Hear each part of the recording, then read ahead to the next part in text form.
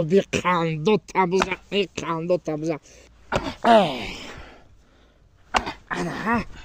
انا سلام علیکم دوستان عزیز ناگفتنمانه پیش از نهار تماشا کردن اینا اینجا یک گروزا پیروز کردن میمونه دوستان عزیز در ماه شریف رمضان اسکیپکا کدگی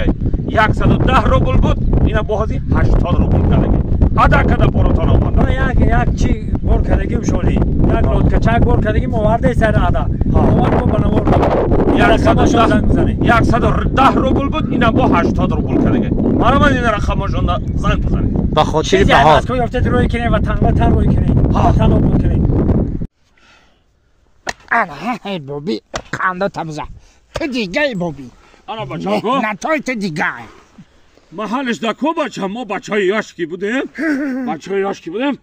مسافر دمه دیدیم که هزو مایده کده سکو میگفتیم بابی جان باتی تورک خودت اوجده بیشی پیر شیدگی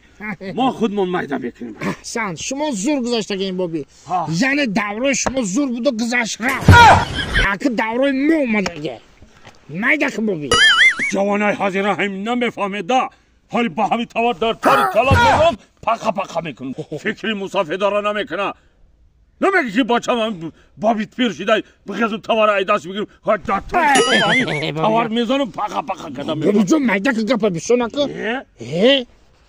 بخواه جانم بیادم که مسافر باید کار کنه خونه پوچهشون بدوا اگر همین یک بار دیگه این همین یک بار دیگه حالی سین و بگو که